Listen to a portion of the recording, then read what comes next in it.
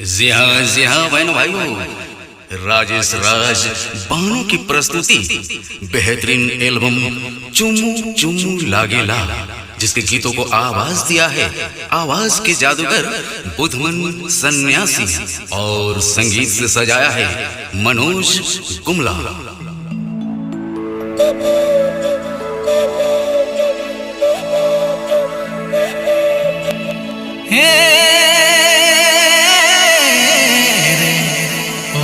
सलमान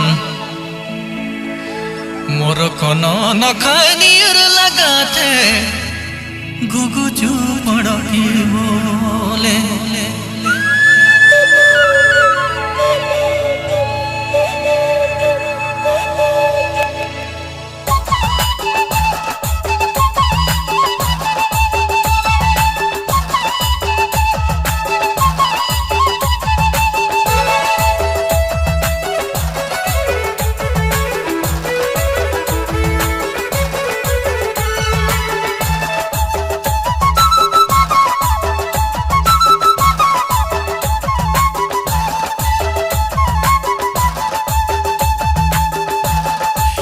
दैया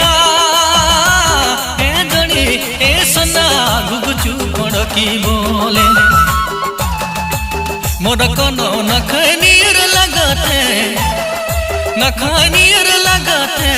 गुगुचु पड़की बोले मोर कोनो नखनीर लगाते गुगुचु पड़की बोले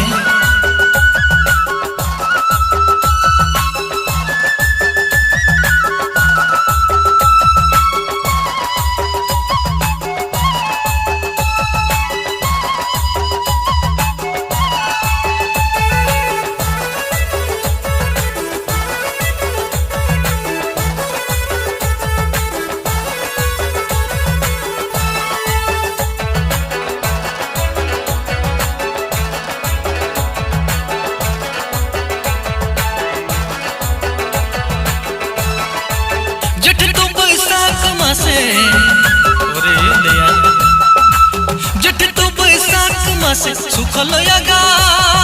डरे बसे गुगुचु पड़की बोले मोर कोनो नखनीर लगाते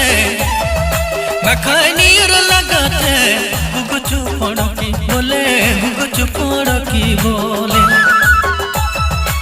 मोर कोनो नखनीर लगाते गुगुचु पड़की बोले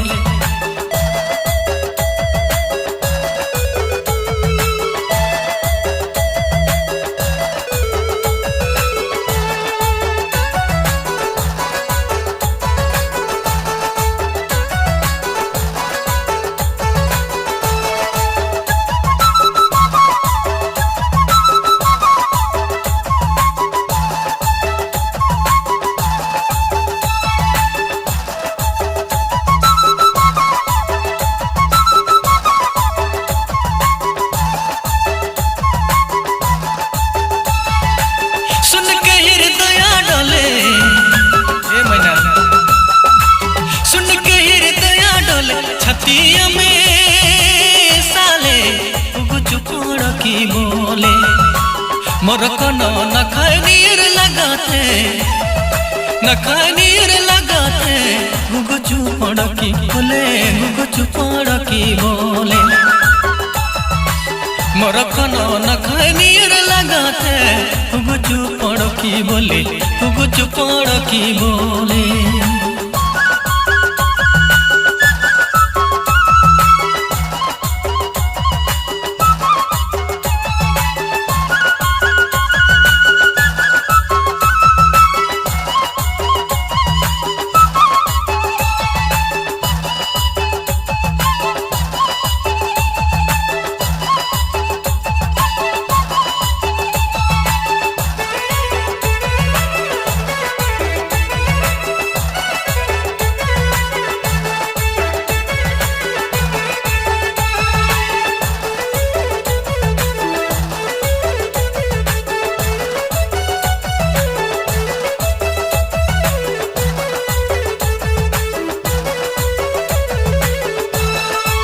गीत